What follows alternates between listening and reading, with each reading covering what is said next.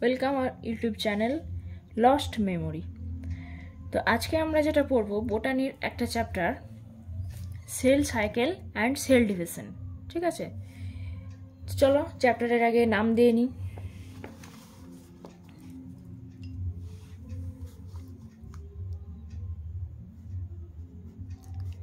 Cell cycle and cell division.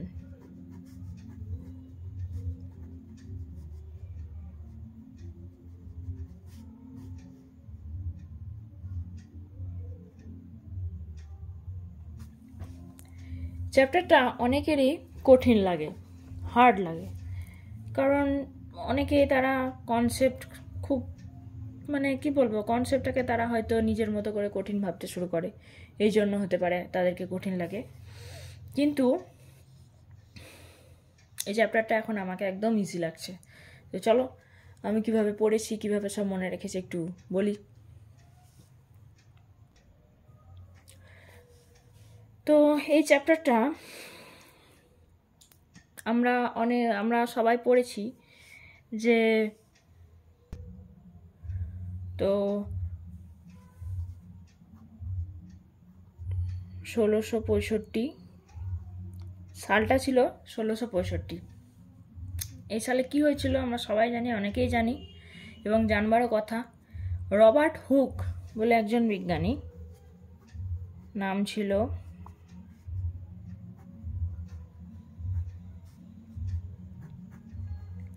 Hook, তিনি কি করেছিলেন,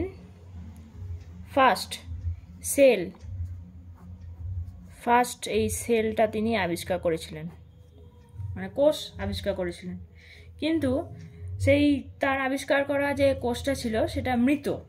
ঠিক আছে, তো এই জন্য এই সেল কোষ যেহেতু আবিষ্কার হয়েছে এবং সেটি যেহেতু মৃত, তো সেটা কোনো না কোনো সময় নিশ্চয়ই জীবিত ছিল, সেই জন্য এখন মৃত। তো সেটা নিয়ে অনেক রিসার্চ চলতে থাকে। তারপরে কি আসে না, আমরা দেখতে পাই যে modern concept of cell theory. ঠিক আছে,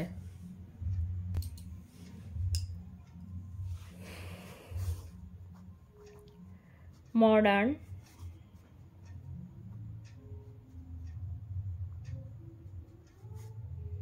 concept of cell theory।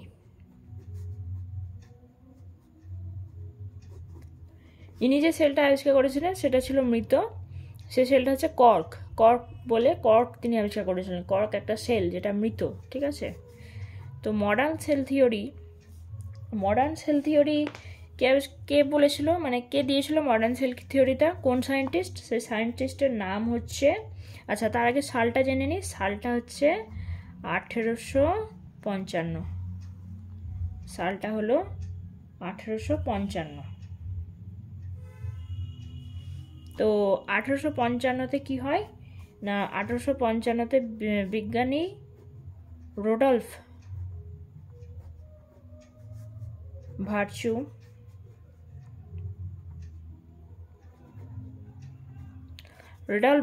Virtue নামে একজন বিজ্ঞানী কি করেন, একটা তথ্য দেন, যেটা modern concept of cell theory. সেই থিওরিটা কি?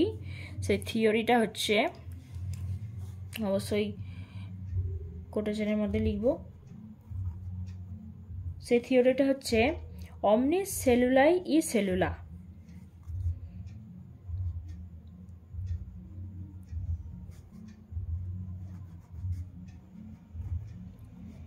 omnis cellulae e cellula। omnis cellulae e cellula, ইনি এই তথ্যটা দেন। এটার মানে কি? এই যে কথাটা তিনি বললেন, এই কথাটার মানে কি? কথাটার মানে হচ্ছে এভরি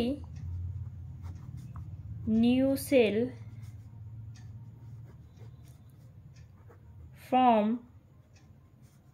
from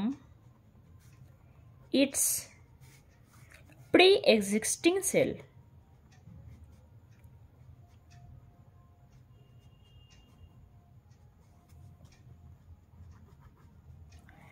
তো এটার মানে omnis cellula is cellular মানে হচ্ছে every new cell from its pre-existing cell। তাহলে মডার্ন কনসেপ্টের আমরা ধারণা পেলাম। মডার্ন কনসেপ্ট কে দিয়েছিল না রডলফ ভার্চো।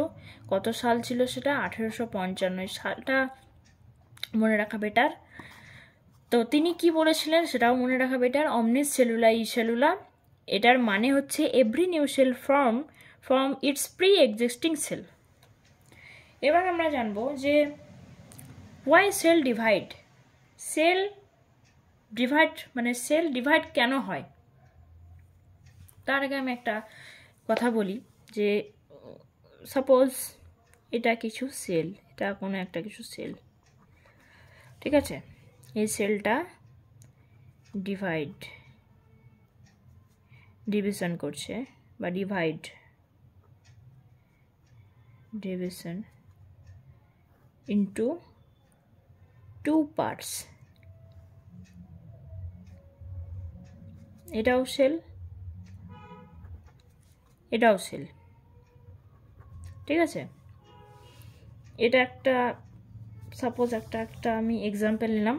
সেকেন্ড আর একটা আমি এক্সাম্পল নিচ্ছি যে এখানে নিচে সেকেন্ড এক্সাম্পল হচ্ছে এটা একটা সেল যেটা প্রথমে গ্রোথ করছে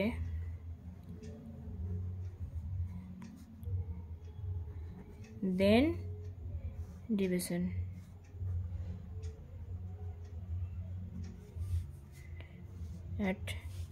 in 2 parts।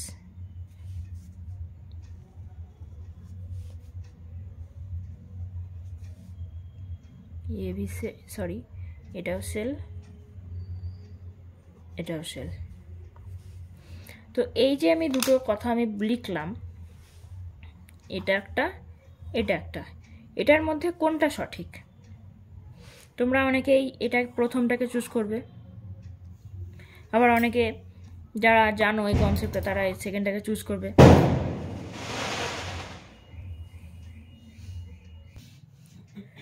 এক্সট্রিমলি সরি তোমাদেরকে, বাইরে থেকে কিছু বোমাবাজির শব্দ আসছিল। সামনে একটা বিয়ে আছে তো যেটা বলছিলাম, দেখো এই দুটোর মধ্যে অনেকে প্রথমটা চুজ করবে যে এখানে বলবে সেল তো ডিভিশন করছে, ঠিকই তো আছে, দুটো সেল হচ্ছে। আবার অনেকে এটাকে চুজ করব। তো অবভিয়াসলি যদি এই দুটোর মধ্যে আমি বলি যে কোনটা সঠিক, তো অবভিয়াসলি এটা সঠিক, ঠিক আছে? অবভিয়াসলি এটা সঠিক। এটা অতটা সঠিক নয়, বা বলতে পারো এটা রং। কেন রং আমি বলি।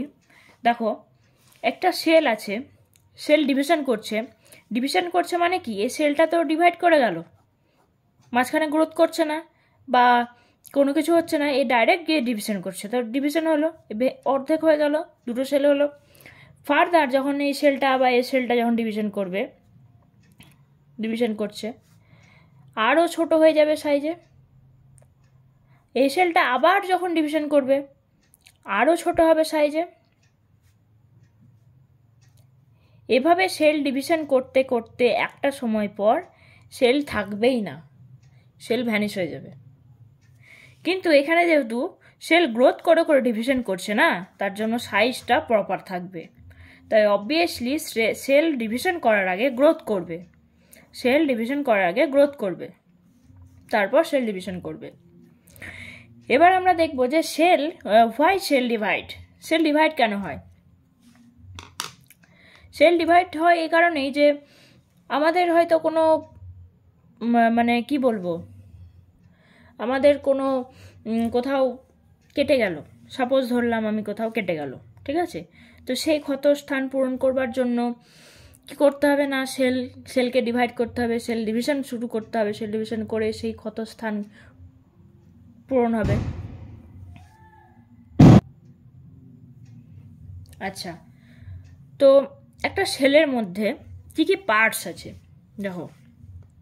সাপোজ আমি ধরছি একটা সেল, এটা একটা সেল, ঠিক আছে। তো এই সেলের মধ্যে কি থাকবে না, এর ভিতরে নিউক্লিওপ্লাজম থাকে। আর নিউক্লিওপ্লাজমের চারিদিকে যেটা রয়েছে সেটা কি সাইটোপ্লাজম। তো এই অংশটা হচ্ছে, এই যে পুরোপুরি এই অংশটা দেখছো, এটা হচ্ছে সাইটোপ্লাজম। আর এই ভিতরে যে অংশটা দেখছো সেটা হচ্ছে নিউক্লিওপ্লাজম।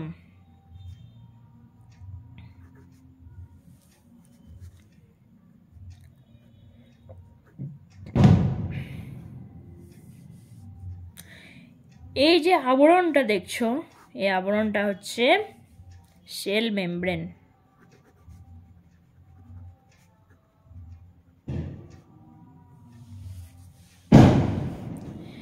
তো আমাদের যখন সেল ডিভিশন হয়, সেল যখন ডিভাইড করে, ঠিক আছে, তো তার আগে গ্রোথ তো করবেই। তো যখন ডিভিশন করবে না, তখন এই নিউক্লিওপ্লাজমের যে অংশটা দেখছো, এই নিউক্লিওপ্লাজমের অংশটা কিন্তু ডিভিশন করার সময় খুব একটা মানে ডিভাইড হয় না, বা এটা খুব একটা সাইজে বড় বা ছোট হয় না। ছোট তো হবেই না, বড় হয় না। কোন অংশটা বড় হবে না, এই সাইটোপ্লাজমের যে অংশটা দেখছো সেটা বড় হবে। কারণ সাইটোপ্লাজমের যে অংশটা দেখছো না, এখানে অনেক কিছু মেটেরিয়ালস থাকবে, যেমন গলগি বডিজ, তারপরে তোমার মাইটোকন্ড্রিয়া, এখানে ওগুলো আছে, যার জন্য। আর নিউক্লিওপ্লাজমের কিন্তু এখানে কি নিউক্লিয়াস কি অত ডিভাইড করবে না, সাইটোপ্লাজম ডিভাইড করবে। তবে হ্যাঁ, এটাও ডিভাইড করে না তা না, এটাও ডিভিশন হয়, নিউক্লিওপ্লাজমের ডিভিশন হয়, কিন্তু কম। সাইটোপ্লাজমের থেকে নিউক্লিওপ্লাজমের ডিভিশন কম। আচ্ছা, আর এই যে ডিভিশন, যে নিউক্লিওপ্লাজমের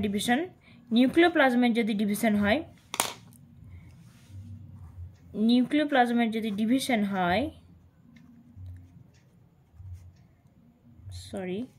তো এটা একটা নাম আছে, এটাকে কি বলা হয়, ক্যারিওকাইনেসিস, জানো?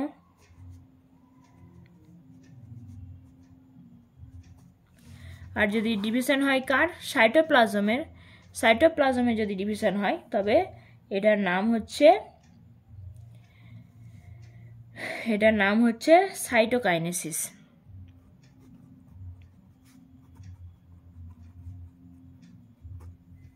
ওকে, চলো।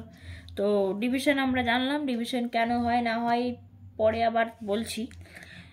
আপাতত একটা মোটা আকারের আমাদের ধারণা তৈরি হয়েছে। এবার নেক্সট আমরা চলে যাব ডিভিশন আমরা 3 ধরনের পড়বো। আমরা 3 রকম ডিভিশন আমরা দেখব।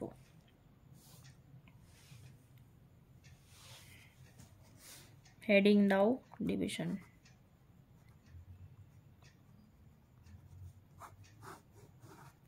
ফার্স্ট আমরা দেখব মাইটোসিস।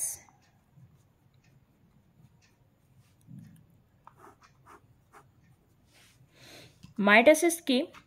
মাইটোসিস হচ্ছে ইকুয়াল ডিভিশন। যেমন হচ্ছে তোমার সোম্যাটিক সেল কোথায় কোথায় থাকে না, আমাদের এই নখে থাকে, চুলে থাকে, তারপরে তোমার আমাদের যে এই ত্বকেও থাকে। এই সোম্যাটিক সেল হচ্ছে ইকুয়াল ডিভিশন বলতে কি, হ্যাপ্লয়েড ডিপ্লয়েডের ধারণা কি আছে? হ্যাপ্লয়েড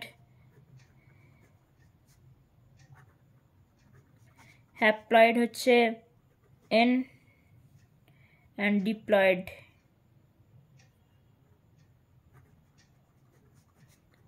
হচ্ছে 2N।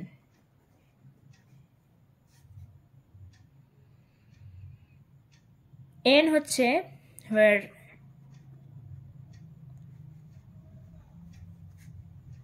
N cell number বা number of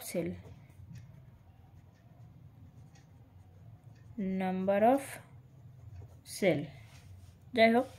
তো মাইটোসিস হচ্ছে ইকুয়াল ডিভিশন।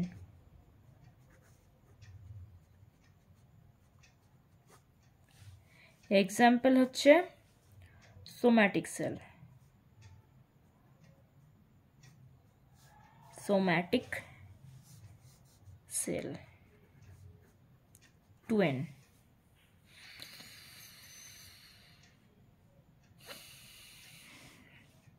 এটা ডেফিনেশন যদি বলি তাহলে হবে কি, এটা লিখছি না, the division in which the number of chromosome in a daughter cell is equal to the parent cell. The division in which the number of chromosome in a daughter cell is equal to parent cell. মানে parent সেলের chromosome সংখ্যা daughter সেলের chromosome সংখ্যার সমান হবে, সেটাই হচ্ছে mitosis. এখানে একটা সেল সাইকেল, এখানে আবার একটা টপিক আসছে, সেটা হচ্ছে সেল সাইকেল। সেল সাইকেলটা কি? সেল সাইকেল হচ্ছে দুই প্রকার, একটা হচ্ছে ইন্টারফেস, একটা হচ্ছে ডিভিশন। সেল সাইকেল,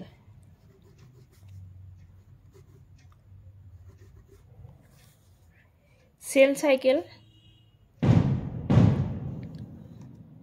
বাইরের থেকে কিছু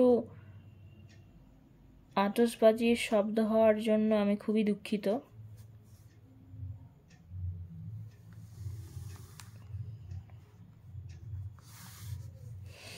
সেল কি বলছো না, হ্যাঁ সেল সাইকেল। সেল সাইকেলের দুটো পার্টস আছে, তো সেই পার্টস হচ্ছে একটা হচ্ছে ইন্টারফেস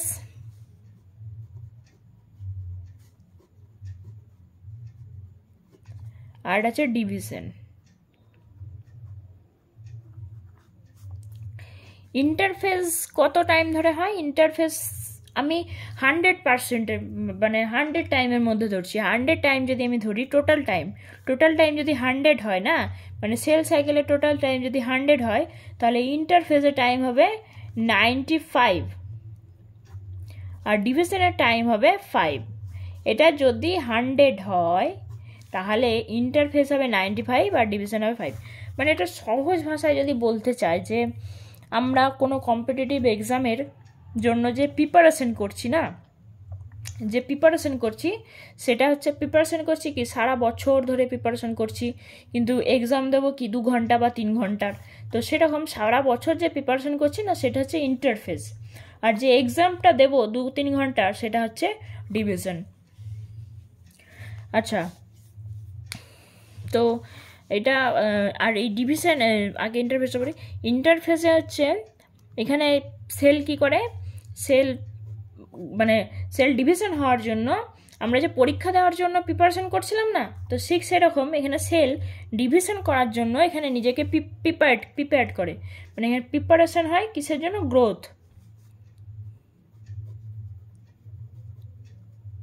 প্রিপারেশন ফর গ্রোথ। কারণ আগে সেল ডিভিশন করার আগে সেলকে গ্রোথ করতেই হবে। সেল যদি গ্রোথ করে ডিভাইড না হয় না, তাহলে একটা সময় পর গিয়ে কী হবে, সে সেলটা থাকবেই না, সে সেলটা একদম মানে সেলের কোনো অস্তিত্বই থাকবে না। তো তার জন্য এখানে ইন্টারফেস যে পার্টটা পাচ্ছি এখানে কি হয় না, প্রিপারেশন ফর গ্রোথ। দেন এখানে এই ডিভিশনের মধ্যে কি হয়, এম ফেজ আছে, এম ফেজ। এবার দেখো যে এই সেল সাইকেল আমাদের মানুষের জন্য সেল সাইকেল কতক্ষণ সময় ধরে হয় মানুষের জন্য? হিউম্যান সেল সাইকেল, এই যে সেল সাইকেলের টাইম হচ্ছে এখানে লিখছি হিউম্যান, মানুষের জন্য হচ্ছে 24 hours। অ্যান্ড ইস্ট আমরা অনেকেই জানি, সেটা হচ্ছে অনলি বলা ভুল, অ্যাপ্রক্সিমেটলি 90 minutes। অ্যান্ড লাস্ট আমরা আর একটা জেনে নিই, সেটা হচ্ছে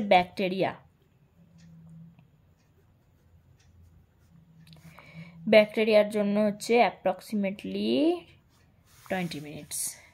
তাহলে সব থেকে বেশি সময় নিচ্ছে কে? হিউম্যান, দেন ইস্ট, দেন ব্যাকটেরিয়া। আচ্ছা, তো এই যে গ্রোথ, ইন্টারফেসের মধ্যে যে প্রিপারেশন ফর গ্রোথ হচ্ছে না, এটার আবার 3টে পার্টে হয়। কি কি পার্ট চলো দেখে নিই। প্রথমে হচ্ছে G1 বা G1 ফেজ, যেটা 11 আওয়ার্সে হয়। হিউম্যানের ক্ষেত্রে বলছি, হ্যাঁ, হিউম্যানের ক্ষেত্রে G1 বা গ্যাপ ওয়ান, এটাকে বলা হয় G1 বা গ্যাপ 1, যেটা হিউম্যানের ক্ষেত্রে 11 আওয়ার্স। দেন এস হচ্ছে 8 আওয়ার্স। এস এর মানে হচ্ছে synthesis of DNA, and last phase হচ্ছে G2, যেটা 4 আওয়ার্স। এটাকেও তাই গ্যাপ 2 বলা হয়। এটাকে কি বলা হয়? গ্যাপ 2। তো G1 হিউম্যানের জন্য 11 আওয়ার্স, এস হচ্ছে 8 আওয়ার্স, অ্যান্ড G2 হচ্ছে 8 আওয়ার্স। এটা একটা রিদম আছে, এই রিদমটা কিন্তু মনে রাখতে হবে। দেন এই G2 যেই শেষ হবে সেই কিন্তু এখানে এম ফেজে চলে আসবে, মানে ডিভিশনে চলে আসবে। G2 শেষ হলে ডিভিশন মানে এম ফেজ, লাস্টে কি হবে? এম ফেজ, এদিকে চলে আসবে আবার। তো এই M phase,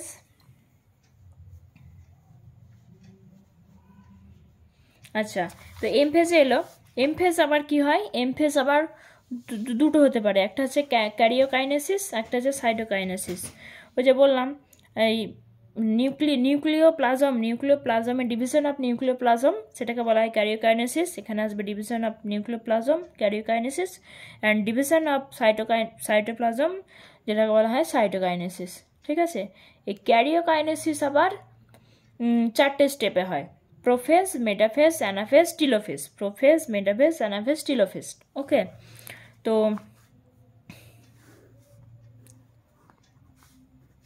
karyokinesis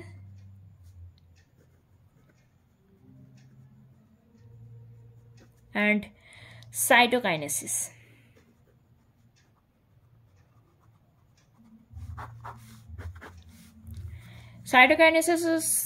Cytokinesis plant and animal আলাদা আলাদা হয়, প্ল্যান্ট অ্যান্ড অ্যানিম্যাল আলাদা আলাদা হয়ে থাকে সাইটোকাইনেসিস। কিন্তু ক্যারিওকাইনেসিস আবার 4টে স্টেপে এটা সম্পন্ন হয়, যেটা হচ্ছে প্রোফেজ, মেটাফেজ, অ্যানাফেজ অ্যান্ড টিলোফেজ। এটার যদি মনে রাখতে হবে G1S, G2M, G1 then S then G2 then M। Sequence অনেকবার এক্সামে আসে। G1 এর পর G2 অনেকে লাগিয়ে দাও, কিন্তু না, এটা ভুল। G1 এর পর S, তারপর G2, তারপর M। G1S, G2M, G1S, G2M। ওকে, ঠিক সেরকম এটা যেমন প্রসেস আছে, ঠিক আছে, ক্যারিওকাইনেসিস, সেটা হচ্ছে প্রোফেজ,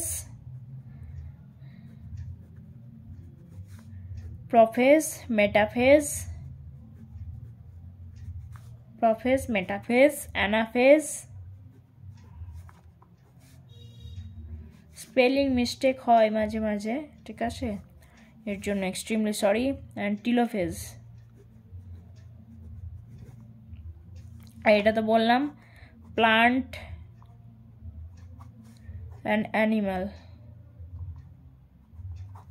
এটা পরে আলোচনা করছি। প্রথমে আগে এইটা নিয়ে আলোচনা করি, G1S অ্যান্ড G2। ঠিক আছে, তো তার আগে আমরা একটা সাইকেল বানিয়ে নিই। সাইকেলের মধ্যে কি আর কি আসছে দেখি। গ্রিন দিয়ে আমি সাইকেলটা একটু বানাচ্ছি।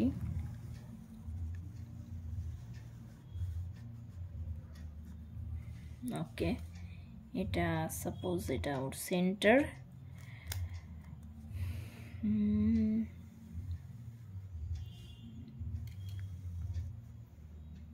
ওকে,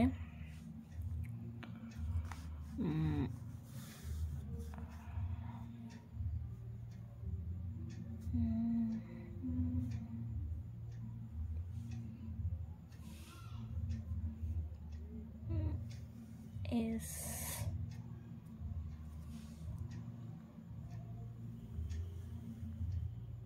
G2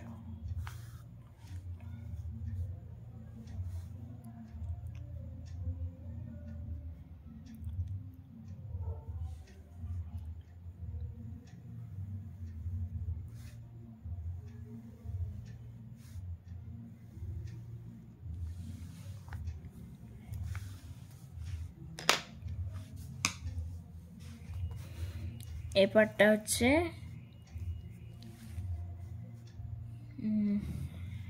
জি, এই পার্টটা হচ্ছে G1, দেন S, দেন G2।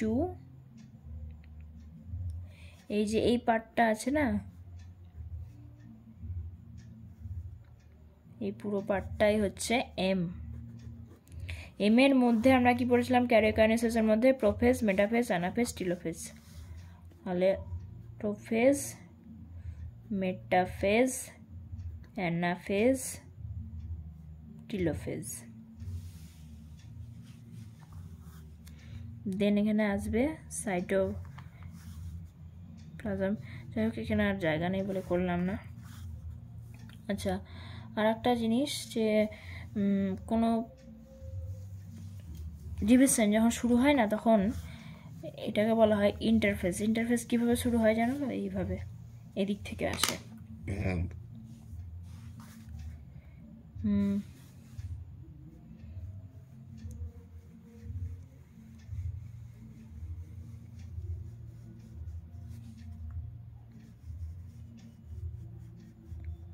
এখানে যায়, এটাকে বলা হয় কি? ইন্টারফেজ। এটাকে বলা হবে ইন্টারফেজ।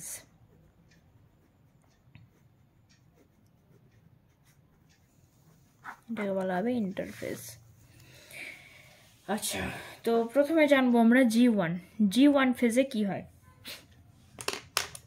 আচ্ছা, তো G1 ফেজে কি হয় এগুলো আমি লিখবো না, লিখলে ভিডিও আরো বড় হবে, তার জন্য জাস্ট বলে দিচ্ছি।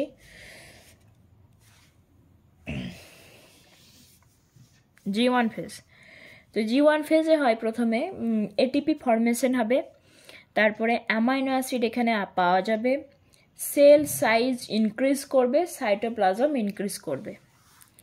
এখানে লিখছি এটিপি ফরমেশন।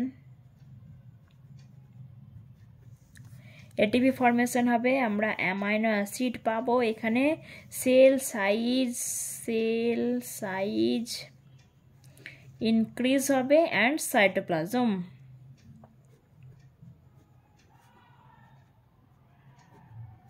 ইনক্রিজ করবে। দেন আমরা আসবো এস ফেজ। এস ফেজকে আমরা কি বলতে পারি? এস ফেজকে আমরা বলতে পারি সিনথেসিস অফ ডিএনএ। তো অর্থাৎ এখানে কি হবে না, ডিএনএ রেপ্লিকেশন হবে, এখানে মাস্ট ডিএনএ রেপ্লিকেশন।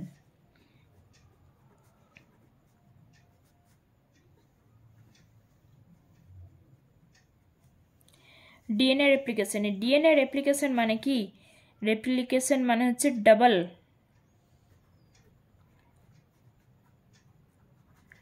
রেপ্লিকেশন মানে হচ্ছে ডাবল,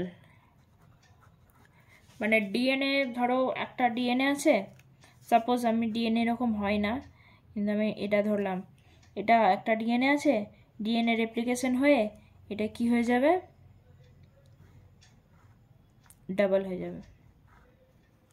ঠিক আছে, তো এখানে ডিএনএ রেপ্লিকেশন হয়, তারপরে এখানে হবে হিস্টোন ডুপ্লিকেশন আর centriole duplication. Histone and centriole duplication. তারপরে আসছি জি টু ফেজ। জি2 ফেজে কি হয়? জি2 ফেজে হয় এখানেও সেম, এটিপি পাবো আমরা, প্রোটিন পাবো, ম্যাক্রো ফরমেশন হবে, আর সব থেকে বড় বিষয় হচ্ছে এখানে টিউবিউলিন নামে একটা প্রোটিন আছে, যেটার ফরমেশন এখানে হয়।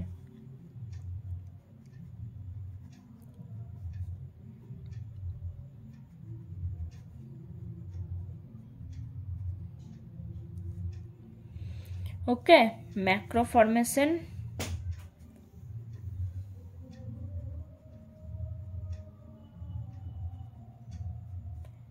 আর প্রোটিন আর এটিপি, প্রোটিন আর এটিপি আমরা এখানে পাবো।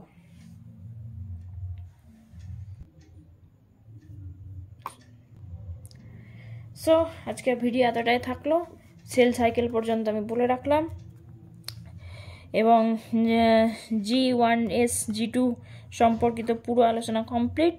নেক্সট দিন প্রোফেজ, মেটাফেজ, অ্যানাফেজ, টিলোফেজ, তারপরে সাইটোকাইনেসিস সম্পর্কে পড়ব। ঠিক আছে, তো টাটা, বাই বাই।